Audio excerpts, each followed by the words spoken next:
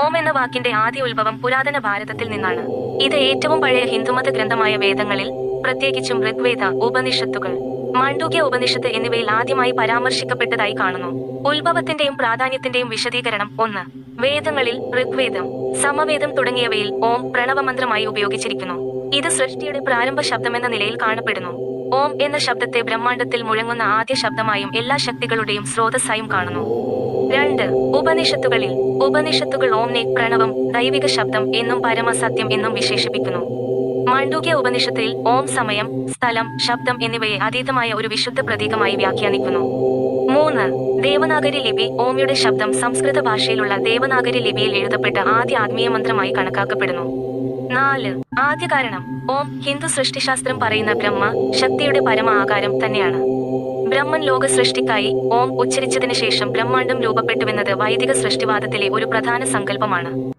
ആമുഖം ഓം എന്ന് പറയുന്നത് അതിന്റെ പ്രാചീന, അതിമഹത്തായ ആത്മീയ പൈതൃകവും ബ്രഹ്മാണ്ഡ സൃഷ്ടിയുടെ ആരംഭമെന്നതുമായ ഒരു ദൈവിക ശബ്ദമാണ്. ഓ ഹിന്ദുമതത്തിലെ പ്രാചീനവും ദൈവികവുമായ പ്രതീകമാണ്. ബ്രഹ്മാണ്ഡത്തിലെ ആദ്യ ശബ്ദമായി കരുതപ്പെടുന്ന ഓം സൃഷ്ടിയുടെ തുടക്കത്തെ പ്രതിനിധീകരിക്കുന്നു. ഇതിന്റെ ഉറവിടം പുരാതന വേദസാഹിത്യത്തിലാണ് കാണപ്പെടുന്നത്. പ്രത്യേകിച്ച് ഉപനിഷത്തുകളിൽ ഇത് അന്തരീക്ഷത്തിന്റെ ശുദ്ധതയും ആത്മീയതയും ചർച്ച ചെയ്യുന്നു. ഓം സൃഷ്ടി, സംരക്ഷണം, വിനാശം എന്ന 3 ഘടകങ്ങളായി വിഭജിക്കപ്പെടുന്നു. ഇത് സൃഷ്ടിയിലെ സമഗ്രതയെ സൂചിപ്പിക്കുന്നു. ധ്യാനം, യോഗം, മന്ത്രങ്ങൾ എന്നിവയിൽ ഇതിന് പ്രത്യേക പ്രാധാന്യമുണ്ട്. ഓം ചൊല്ലുക മനസ്സിന് ശാന്തിയും ആത്മീയ ഉന്നമനവും നൽകുന്നു. ഹിന്ദുമതത്തിന് പുറമെ ബുദ്ധമതവും ജൈനമതവും ഓമിനെ ദൈവികമായ ശബ്ദമായി അംഗീകരിക്കുന്നു.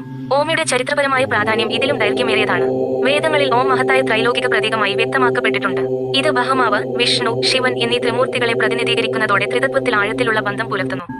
കൂടാതെ ഉപനിഷത്തുകളിൽ ഓംനെ പരബ്രഹ്മത്തിന്റെ ശബ്ദരൂപമായാണ് വിശേഷിപ്പിക്കുന്നത്. ഗീതയിലും ഉപനിഷത്തുകളിലും ഭഗവത്ഗീതയിൽ കൃഷ്ണൻ ഓംനെ എല്ലാ ശബ്ദങ്ങളിലും ഉത്തമമായതായി വിശേഷിപ്പിക്കുന്നു. ഉപനിഷത്തുകളിൽ ഓം പ്രണവം എന്നറിയപ്പെടുന്നു. ഇത് ശ്രുതിയുടെയും ദൈവികതയുടെയും ഉയർന്ന പ്രതീകമാണ്. ആധുനിക പ്രയോഗങ്ങൾ ഇന്നും ഓം യോഗത്തിലും ധ്യാനത്തിലും വ്യാപകമായി ഉപയോഗിക്കുന്നു. ഓം ചൊല്ലുമ്പോൾ ഉണ്ടാകുന്ന ശബ്ദതരംഗങ്ങൾ വ്യക്തിയുടെ ശരീരവും മനസ്സും ശാന്തമാക്കുന്നു.